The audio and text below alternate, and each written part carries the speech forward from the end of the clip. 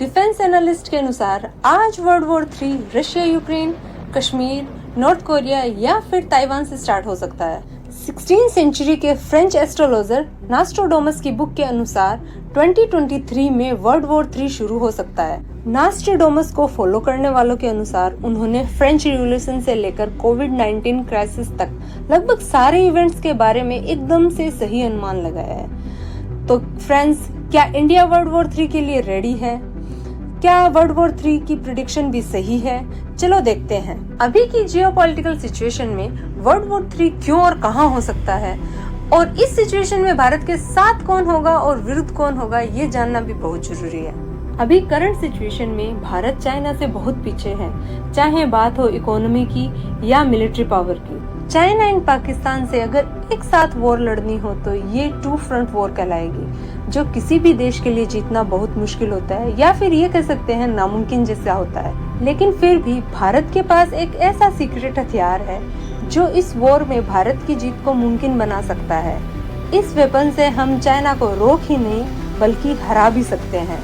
Friends, इस secret हथियार को जानने के लिए इस वीडियो को लास्ट तक जरूर देखें मेरे साथ। और मैं प्रतिभा पारिक, आप देख रहे हैं रियल जियोपॉलिटिक्स। तो अगर वर्ल्ड वॉर 3 होता है, क्या हमारी आर्म्ड फोर्स इस वॉर को लड़ने और जीतने के लिए तैयार हैं? और इस वक्त जब वर्ल्ड में न्यूक्लियर वॉर हेड्स हैं, तो ये वॉर कैसे वर्ल्ड वॉर 1 और वर्ल्ड वॉर 2 से अलग होगी? आज की जियोपॉलिटिकल पिक्चर से क्लियर है कि Russia Ukraine war world war 3 करवा सकता है। इस वॉर में पूरा नेटो शामिल है, इनडायरेक्टली ही सही। साथ ही रशिया अपनी प्राइवेट आर्मी के थ्रू पोलैंड एंड फिनलैंड जैसी नेटो मेंबर कंट्रीज के आंतरिक मामलों में भी हस्तक्षेप कर रहा है। साउथ चाइना सी में भी ताइवान और साउथ कोरिया को नेटो सपोर्ट कर रहा है। यहाँ नॉर्थ कोरिया लगभग 40 न्यूक्लियर हथियार बना चुका है, अपनी इंटरकॉन्टिनेंटल बैलिस्टिक मिसाइल के थ्रू लॉन्ग डिस्टेंस स्ट्राइक भी कर सकता है। जापान और साउथ कोरिया जैसे यूएस एलाई नॉर्थ कोरिया के तानाशाह किम जोंग उन के एग्रेशन का शिकार भी हो सकते हैं। इधर इंडिया के लद्दाख एंड कश्मीर रीजन भी एक जियोपॉलिटिकल हॉटस्पॉट है, जहां भारत की पाकिस्तान और चाइना के साथ अस्थिर बॉर्डर कॉन्फ्लिक्ट कभी भी फुल स्केल वॉर में बदल सकते हैं, जो यूएस एंड रशिया को भी इस वॉर में शामिल कर सकते हैं। तो इन हॉटस्पॉट्स पर कभी भी फुल स्केल वॉर होने से वर्ल्ड वॉर 3 स्टार्ट हो सकता है। लेकिन किसी भी कंट्री के लिए युद्ध के नतीजे उस कंट्री के फ्रेंड्स और एनिमीज डिसाइड करते हैं। जैसे कि 1971 इंडिया पाकिस्तान वॉर में अगर यूएसएसआर इंडिया के साथ खड़ा ना हुआ होता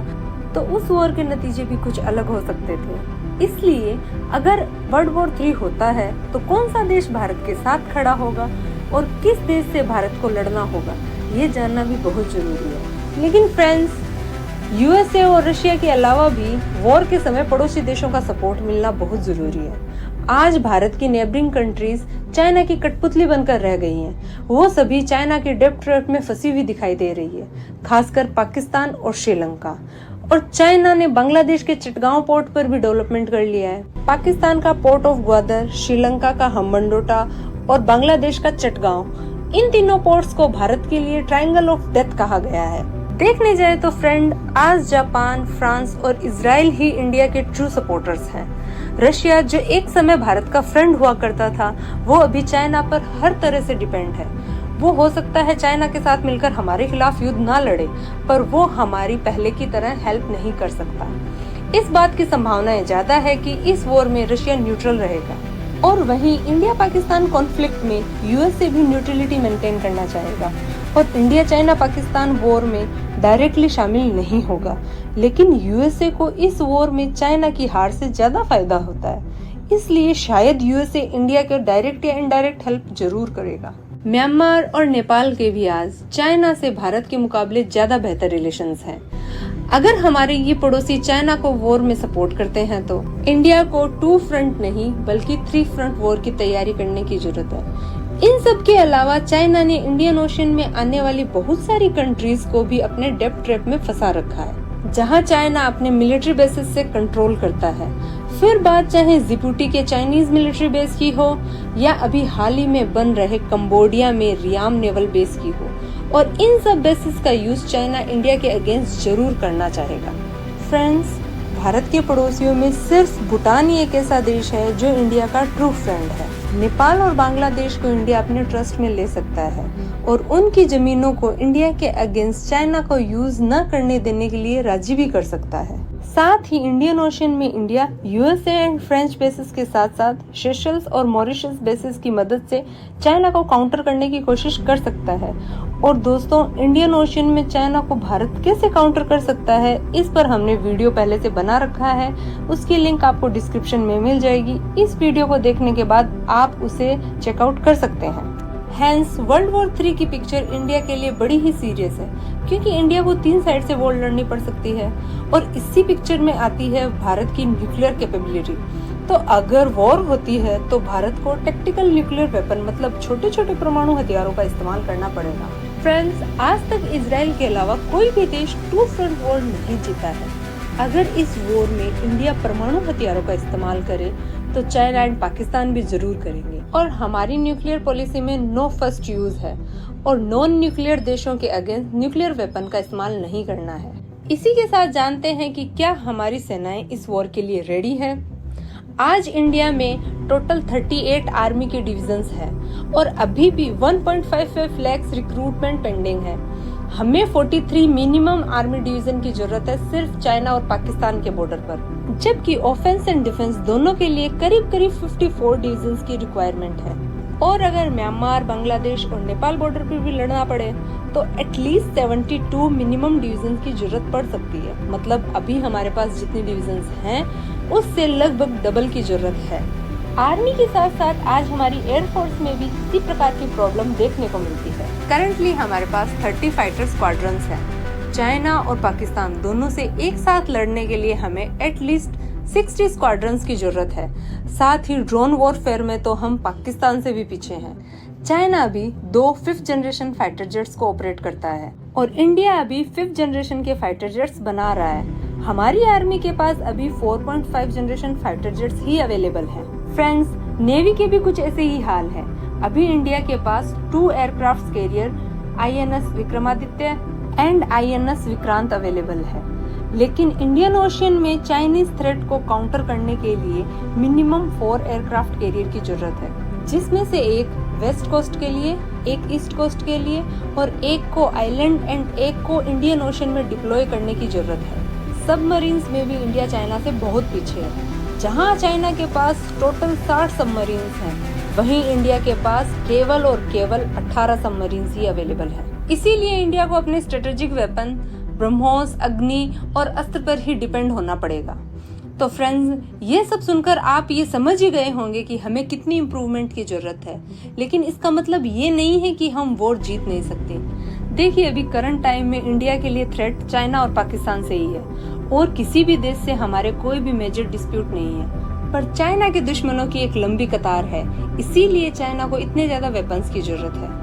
इंडिया चाइना स्पेक्युलेटिव वॉर में हमारे पास एक सीक्रेट वेपन है, जिसका जिक्र हमने वीडियो की शुरुआत में किया था, जो अगर स्ट्रेटेजिकली यूज किया जाए तो इतनी सारी कमियों के बाद भी हम चाइना को वॉर में हरा सकते हैं।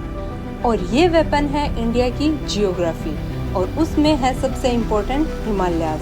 हिमालय इंडिया का अभेद्य रक्षक है, जो चाइना के लिए वर्ल्ड वॉर 3 के दौरान सबसे बड़ी मिसएडवांटेज साबित हो सकता है। हाई एल्टीट्यूड की वजह से हिमालयाज और तिब्बतन प्लेट्यू में ऑक्सीजन की कमी के कारण चाइना के जेट्स एंड एयरक्राफ्ट सिर्फ हाफ पेलोड ही कैरी कर सकते हैं। वहीं इंडिया के सभी नॉर्थर्न एयर बेसेस लो एल्टीट्यूड पर लोकेटेड है, इसीलिए इंडियन जेट्स पूरे पेलोड के साथ टेक ऑफ करते हुए तिब्बत में लोकेटेड चाइनीज बेस को तुरंत नस्ते नाबूद कर सकते हैं। साथ ही हमारा एक और secret weapon great Nicobar island है, जहां निकोबार जॉइंट मिलिट्री बेस है। इस आइलैंड का यूज एक जॉइंट एयरक्राफ्ट कैरियर के रूप में किया जा सकता है, जहां से इजीली हम कम सबमरीन के साथ ही चाइना को मलक्का स्ट्रेट में आराम से काउंटर कर सकते हैं। और साथ ही हम क्वाड ग्रुप में होने के नाते ऑस्ट्रेलिया की मदद से चाइनीज नेवल को इंडियन ओशन में आने से रोक सकते हैं। इसके अलावा चाइना की एक बड़ी कमजोरी है उसके 3 गोर्जियस डैम, जिस पर अग्नि जैसी लॉन्ग रेंज मिसाइल से अटैक करके चाइना की बिग सिटीज जैसे शंघाई और वुहान को इजीली डुबोया जा सकता है। तो दोस्तों, यहाँ इंडिया की ज्योग्राफिकल एडवांटेज क्लियर है, जो इंडिया को इस वॉर में जितवा सकती है। और दूसरी तरफ चाइना की सबसे बड़ी कमजोरी है सैनिकों का जज्बा, चाइनीज मिलिट्री की सबसे बड़ी कमी यह है कि उसके सैनिक अपनी मर्जी से चाइनीज आर्मी में शामिल नहीं होते हैं। वहाँ की गवर्नमेंट फोर्सफुली वहाँ की जनता को मिलिट्री में शामिल करवाती है। वहीं इंडियन आर्मी के सैनिकों का देश की रक्षा के लिए खून खौलता ही रहता है। और पास्ट में हुई इंडिया चाइना कॉन्फ्लिक्ट में ये फर्क हम देख भी चुके हैं। चाइनीज आर्मी का वॉर लड़ने का कम अनुभव भी इंडिया के लिए एक एडवांटेज है। और सिर्फ इंडिया को ही नहीं फ्रेंड्स, चाइना को भी Japan, Taiwan, Korea and USA के साथ 2 फ्रंट वॉर लड़नी पड़ सकती है। और अगर ये वॉर सर्दियों में होती है तो चाइना लद्दाख रीजन में भी कोई बड़ा एक्शन नहीं ले पाएगा। हाँ, लेकिन चाइनीज मिसाइल से बचने के लिए हमें एडवांस एयर डिफेंस सिस्टम की जरूरत पड़ेगी। इसके लिए इंडिया के पास हमारा खुद का बनाया हुआ Rudra M2 and Russian S-400 जैसे मिसाइल सिस्टम मौजूद है। दोस्तों, इस टैक्टिकल एडवांस सिस्टम से इंडिया इजीली चाइना को डोमिनेट कर सकता है। और रही बात पाकिस्तान की, तो हम तालिबान और तजाकिस्तान में अपने बेसिस का यूज करके पाकिस्तान के लिए वॉर का दूसरा फ्रंट ओपन कर सकते हैं। साथ ही बलूचिस्तान में डीप असेट्स का यूज करके पाकिस्तान को उसी के घर में उलझाया जा सकता है। मियां चाओ इंसिडेंट्स के बाद हमें ये भी पता लग गया है कि पाकिस्तान इंडिया की मिसाइल्स रोकने के कैपेबल नहीं है। इसीलिए पाकिस्तान को मिसाइल से पूरी तरह घुटनों पे लाया जा सकता है। इशू पाकिस्तान एंड चाइना के न्यूक्लियर वेपन्स का है, जिन्हें सिर्फ इंटेलिजेंस एंड डिप्लोमेसी का यूज करते हुए न्यूट्रलाइज किया जा सकता है। तो फ्रेंड्स, इस हाइपोथेटिकल वॉर में हमें आर्म्ड फोर्स के साथ साथ डिप्लोमेसी का भी यूज करना पड़ेगा। और डिप्लोमेसी के साथ साथ हमें अपनी आर्म्ड फोर्स को मॉडर्नाइज करने और मॉडर्न थ्रेट जैसे drone warfare, cyber warfare and AI warfare को भी अपनी डिफेंस पॉलिसी में ऐड करने की जरूरत है। वैसे तो भारत एक नॉन एग्रेसिव कंट्री है, पर समय आने पर हम अपने दुश्मनों को मुंह तोड़ जवाब देने में पूरी तरह सक्षम है। तो फ्रेंड्स, ये हाइपोथेटिकली वॉर आपको कैसी लगी कमेंट करके जरूर बताएं। वीडियो अच्छा लगे तो लाइक कीजिए और अभी तक अगर चैनल सब्सक्राइब नहीं किया है तो सब्सक्राइब कीजिए। साथ ही बेल आइकन दबाना ना भूले, जिससे हमारे वीडियो के नोटिफिकेशन आप तक सबसे पहले पहुंच सके। तो मिलते हैं आपसे एक नई वीडियो में नई इन्फॉर्मेशन के साथ। तब तक के लिए जय हिंद, जय श्री राम।